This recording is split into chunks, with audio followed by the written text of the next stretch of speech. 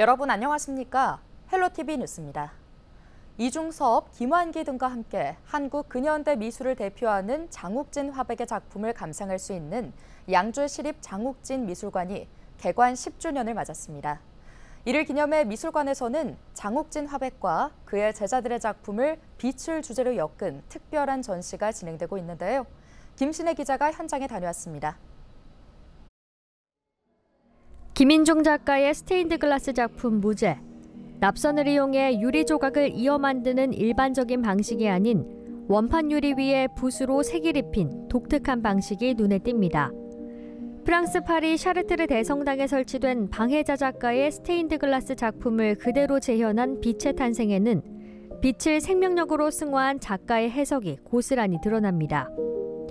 이처럼 빛을 각기 다른 방식으로 탐구해 표현한 작가들의 전시가 양주시립 장욱진 미술관에서 열리고 있습니다. 한국 근현대 미술의 거장 장욱진 화백과 그의 제자인 김인중 방해자 작가의 전시로 장욱진 미술관 개관 10주년을 기념해 마련됐습니다.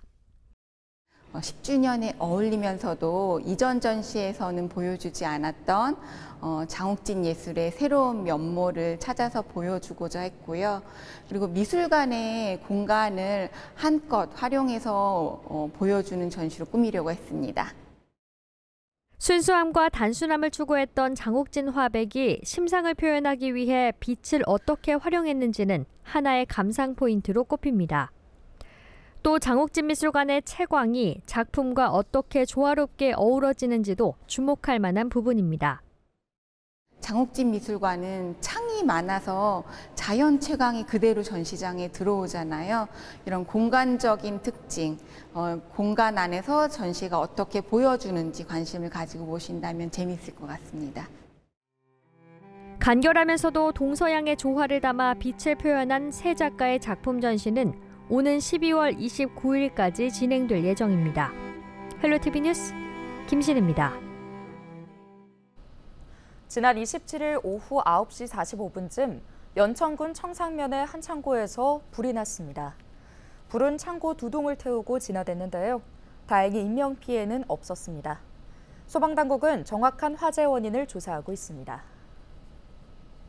경기도가 동북부 지역 공공의료원 신설을 추진 중인 가운데 양주시에 공공의료원을 지어달라는 경기도 청원이 진행 중입니다.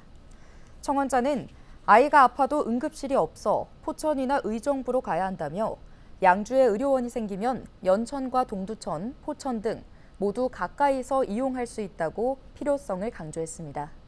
경기도 청원은 10,000명 이상의 동의를 얻으면 경기도지사가 공식적으로 답변해야 하는데요.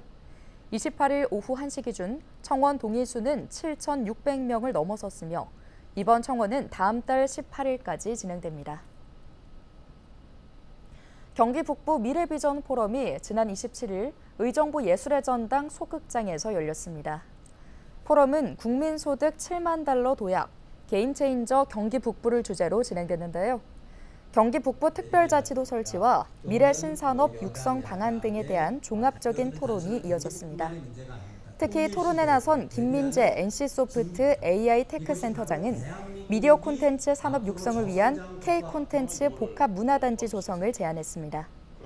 김동근 의정부시장은 미디어 콘텐츠와 바이오 등 의정부시의 미래 성장 동력 발굴을 위해 첨단 산업을 집중 육성할 것이라며 경기 북부 첨단 산업의 거점 도시가 될 수 있도록 모든 행정력을 집중하겠다고 말했습니다.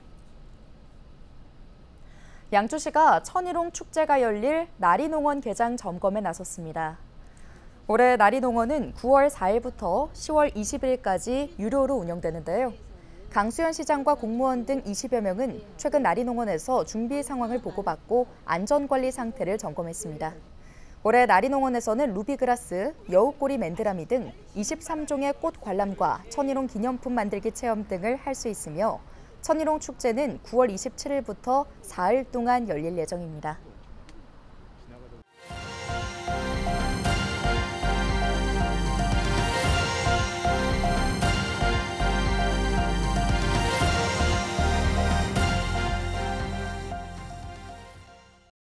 강남권을 중심으로 상승세를 이어가던 서울 아파트값이 강북으로 번지며 가격 상승이 계속되고 있습니다.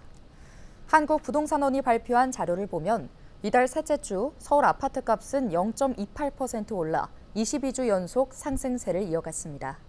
자치구별로는 반포와 잠원을 중심으로 한 서초구가 0.59% 올라 가장 높은 상승률을 보였으며 금호와 행당동을 중심으로 한 성동구도 0.57% 올라 강남 못지않은 상승세를 보였습니다. 특히 상대적으로 집값이 저렴한 노원과 도봉, 강북 등 이른바 노도강 지역에서 신고가 경신 사례가 나타나는 등 아파트값 상승은 서울 전역으로 이어지고 있습니다.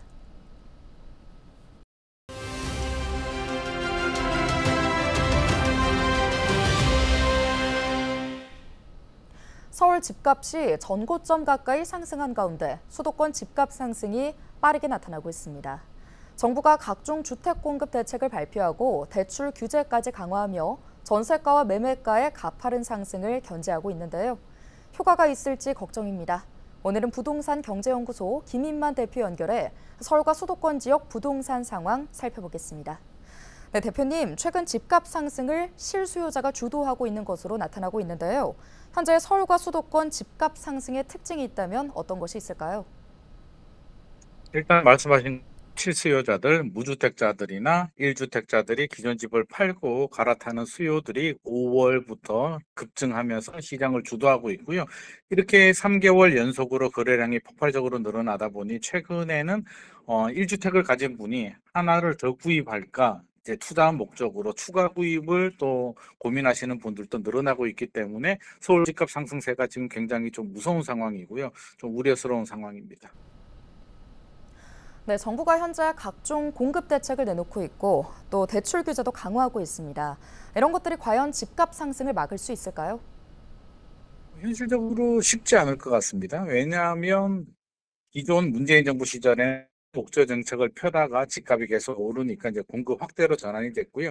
윤석열 정부에서는 공급 확대로 집값을 잡겠다라고 해서 지금 임기 절반을 돌아가는 상황에서도 최근에도 88 공급 대책이 나왔는데 여전히 시장의 반응은 좀 그렇게 높지 않습니다. 왜냐하면 장기적으로 공급이 되는 공급 확대 정책보다는 나는 지금 당장 집을 사야 되는데 어떻게 해야 되냐라는 불안한 마음 때문에 집값이 올라가고 있기 때문에 공급 확대 정책으로는 역부족일 것 같고요. 최근에 규제를 좀 강화해서 그 문턱을 높이겠다, 자금줄을 쬐겠다라는 정책으로 전환하고 있는데 이 부분에 대해서는 굉장히 불안을 느끼는 분들이 많이 있는 것 같습니다. 특히 서울 집값 상승을 주도하는 토지거래가 구역에 묶인 분들은 전세 끼고 주택 구입을 못하기 때문에 대출을 받아서 구입을 해야 되는데 이게 대출 문턱이 낮아지게 된다면 상승을 주도하는 서울의 여의도라든지 강남의 핵심 지역들은 상승세가 살짝 꺾일 수도 있을 것 같습니다. 이번 집값 상승은 수도권을 위주로 나타나고 있고 수도권 중에서도 서울과 서울 인접 지역에서 나타나고 있습니다. 양극화가 더 심해지는 걸까요?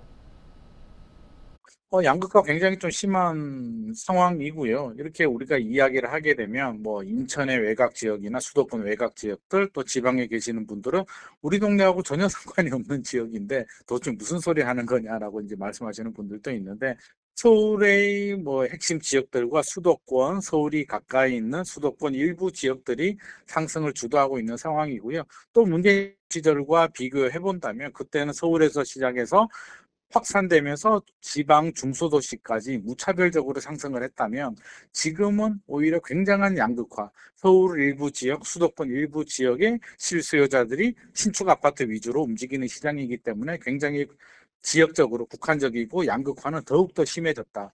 이게 앞으로 더 확산이 될지는 모르겠으나 지금 상황을 본다면 문재인 정부 시절은 집값이 바닥에서 올라가던 상황이었고요. 지금은 거의 오버슈팅 상황에서 전고점을 찾아가는 상황이기 때문에 그렇게 무차별적인 상승은 좀 기대하기는 어려울 것 같습니다. 그렇다면 경쟁력이 있는 지역들, 수요가 몰리는 위주로 양극화 현상은 당분간 더 이어질 것 같습니다.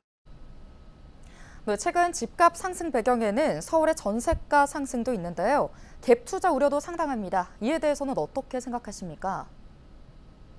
이게 집값 상승을 멈출 수가 없다면 갭 투자는 더 늘어날 가능성이 높습니다. 최근에 전세 가격 상승도 굉장히 가파른데요. 우리 서민들이 사실 괴로운 건 집값이 올라가게 되면 사실 집을 안 사도 되는데 전세 가격이 올라가게 되면 굉장히 곤혹스럽습니다. 이거 뭐 전세 가격 올려주거나 집을 사거나 어떤 판단을 해야 되는데 전세 가격이 계속 올라가고 있고요. 전세 매물, 입주 물량도 올해도 줄어들고 앞으로도 더 몇 년간 더 줄어들 가능성이 높기 때문에 전세 가격 상승은 불가피하고요. 이렇게 전세 가격이 올라가게 된다면 결국에는 매매 가격을 밀어 올리거나 줄어든 갭 차이로 인한 갭 투자 수요들이 또 유입이 될 가능성도 있기 때문에 이중고에 시달릴 가능성이 높습니다. 정부 입장에서는 전세 가격 상승도 막아야 되고 매매 가격도 막아야 되는 두 가지 숙제를 동시에 풀어야 되는 굉장히 어려운 상황입니다.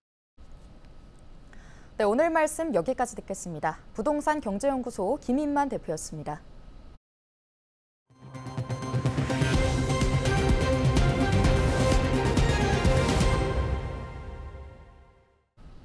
인천 청라아파트 지하주차장에서 발생한 전기차 화재 당시 스프링클러와 연결된 밸브를 임의 조작으로 잠근 관리사무소 야간 근무자가 소방당국에 입건됐습니다. 인천소방본부 특별사법경찰은 소방시설 설치 및 관리에 관한 법률 위반 혐의로 A씨를 입건했습니다. A씨는 지난 1일 인천시 서구 청라동 아파트 지하주차장에서 전기차 화재가 발생했을 당시 솔레노이드 밸브와 연동된 정지 버튼을 눌러 스프링클러 작동을 멈추게 한 혐의를 받고 있습니다. 불이 난 직후 당일 오전 6시 9분쯤 수신기로 화재 신호가 전달됐으나 솔레노이드 밸브가 잠겨 스프링클러에서 소화수는 나오지 않았는데요. 이후 5분여가 지나 밸브 정지 버튼은 해제됐지만 불이 난 구역의 중계기 선로가 고장나면서 스프링클러는 작동하지 않았습니다. 소방당국은 소방 전기 배선 일부가 불로 훼손돼 수신기와 밸브 간 신호 전달이 이뤄지지 않은 것으로 추정하고 있습니다. 현행법상 소방시설을 불법으로 폐쇄하거나 차단할 경우 5년 이하의 징역, 5천만 원 이하의 벌금을 받을 수 있습니다. 소방당국은 A씨가 오작동으로 착각해 정지 버튼을 눌렀을 가능성을 열어두고 수사를 이어갈 방침입니다. 최근 중고등학교와 대학가를 중심으로 딥페이크 성범죄 불안감이 확산하자 교육당국이 긴급 대책 수립에 나섰습니다. 인천시 교육청은 부교육감 주재로 긴급회의를 열고 인천 지역 딥페이크 성범죄 피해 상황을 파악한 뒤 대응책을 마련했다고 밝혔는데요. 딥페이크 성범죄는 SNS 등을 이용해 지인의 사진을 음란물과 합성해 유포하는 행위입니다. 인천의 경우 인터넷 커뮤니티 등에서 중학교 4곳, 고등학교 18곳이 피해 의심 학교로 지목되고 있습니다. 시교육청은 우선 일선 학교 내부망에서 불법 이미지 생성 사이트에 접근할 수 없도록 했습니다. 또 졸업사진 등이 딥페이크 범죄에 악용할 가능성을 막기 위한 조치입니다.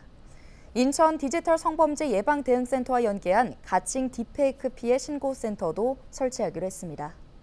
교육청은 디지털 성범죄 예방교육 자료를 일선 학교에 공문으로 발송하고 가정통신문을 통해 학생과 학부모들에게도 안내하도록 했습니다. 인천시가 인천 앞바다에 대규모 해상풍력단지 3곳을 개발합니다. 시는 산업통상자원부에 2024 공공주도 대규모 해상풍력 단지 개발 지원 사업에 최종 선정됐다고 밝혔는데요. 앞서 시는 지난 2022년부터 지난 7월까지 공공주도 해상풍력 적합 입지 발굴 조사를 통해 옹진군 덕적도 해상과 베타 경제수역 3.0기가와트 규모의 3개소 입지를 발굴했습니다. 이를 바탕으로 군사훈련 지역과 해상항로 조업 영향 등을 고려해 4인 가구 기준 144만 가구가 연간 사용할 수 있는 2.0기가와트 규모의 개발을 목표로 단지 개발 사업을 진행할 예정입니다. 대상 해역 2곳은 시가 공모 지침을 마련한 뒤 공모를 통해 사업자를 선정하고 나머지 한 곳은 해역 선점 기업인 한국중부발전과 컨소시엄을 구성해 추진할 계획입니다. 한편 인천 앞바다에는 시가 추진하는 3곳 이외에도 오스테드와 한국남동발전, CNI 레저 등 3곳이 4.5기가와트 규모의 발전 사업 허가를 받아 사업을 추진 중입니다. 오늘 준비한 소식은 여기까지입니다. 함께해 주신 여러분 고맙습니다.